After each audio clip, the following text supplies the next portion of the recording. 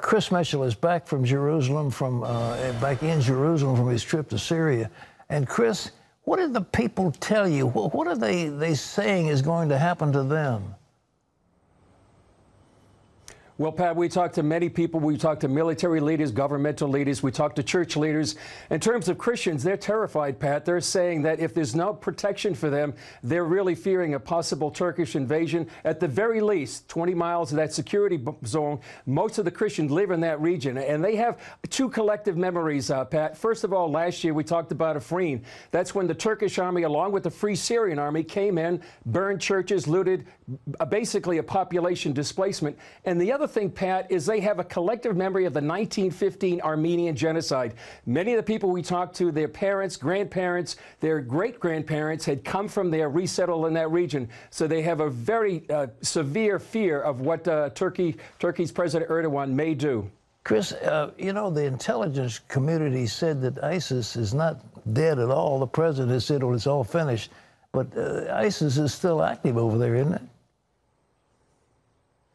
They are. In fact, when we were there, Pat, they were warning us about possible ISIS cells in some of the towns and villages that we are in. Certainly, it's restricted as far as the caliphate goes to a very small pocket in southeast Syria. But, Pat, what's happening right now, because of the fear of Turkey, this new government in northeast Syria is negotiating with the Assad regime, mediated by Russia. And what's happened, if the fear of Turkey is so much and they align themselves with the Assad regime, what that's going to do is going to bring in Iran. Right now, there are Shiite militias on the other side of the Tigris River, ready to come in to fill the vacuum of the United States if they pull out. That's going to make it more dangerous for Israel. It's going to make it more dangerous for U.S. troops in the region. And certainly that's something they don't want to happen, but that's the fear they have, the fear of Turkey and trying to align with the Assad regime. Chris, the president has said, well, okay, we're going to pull out, but we can go back in if there's a serious threat. Is that a realistic option? I don't think so, Pat, and you only have to look at Israel's example. In 2000, they pulled out of the security zone in South Lebanon. Look what happened. Who filled the vacuum? It was Hezbollah. Now there's about 150,000 rockets there. In 2005, they pulled out of the Gaza Strip. What do you have now? You have Hamas with rockets and tunnels coming into Israel. And so it sounds easy to be able to go back, but it's very hard. For example, if say the Shiite militias, the Turkish army, the Free Syrian army, fills the vacuum by the United States, it's going to be very hard for the United States to go back there, put boots on the ground, and try to take that land back. So that's why many people think strategically stay in that place. And that would keep all these nations, even 2,000 U.S. troops can keep 4 nations at bay if they just stay in that land. That's what the people that we talked to, military leaders, governmental leaders, and Christians say, please stay so that we won't have nefarious forces that are going to fool that. And, Pat, I want to add one thing. This new government is probably the biggest story I've heard in many years. It's a democratic form of government. It's not just the Kurds. It's Assyrians, it's Syria, Christians, it's Arabs. And all of them were saying, we want to preserve what we have. We want our democracy to be a model just like the United States. And so they're looking to inspiration for us. And they're saying, please don't let this democracy be undermined by either the Assad regime, by Turkey, by Shiite militias, or Russia. Chris, the Christians have said, as I understand in your report initially that I've read, that they say, is not your president a Christian? Why is he allowing us to be slaughtered? Are they saying, is that what they're saying?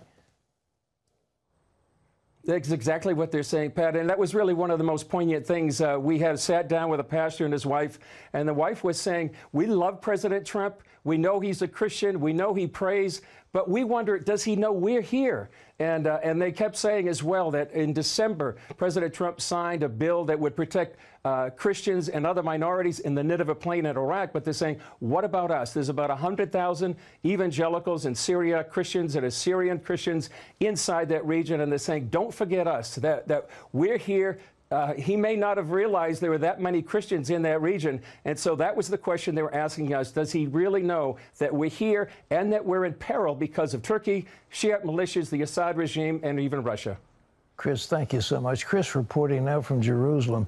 And ladies and gentlemen, I want to say this as clearly as I can. If we pull out and permit a slaughter of those Christians and those Kurds and those Yazidis and those other people who long for democracy, if we allow that to happen, it'll be a stain on our nation that we cannot erase, and it will be eternally a stain on President Trump. He cannot escape it if he lets it happen.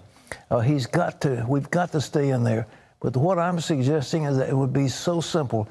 The Kurds already have a government that spans that entire area. It goes from Turkey and northern Syria. We could block off Iran. We could block off Russia. We could block off Assad in Syria.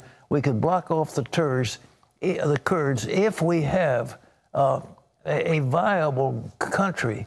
And there's no question there could be a Trump declaration to say we recognize a homeland for the Kurdish people, and we recognize that this nation of Kurdistan is a viable nation, and it is our ally, and we will arm it and let them do the fighting.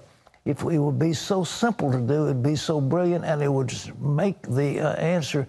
But folks, if we allow those people to be butchered, if we allow our Christian brothers and sisters to be butchered, there will be no ever taking that stain away, and we will pay a price that is unimaginable. So please pray, and if you want to write the White House, write it, and let some pressure go to the president to know there are a lot of people in America that do not want our Christian brothers and sisters to be slaughtered in northern Syria.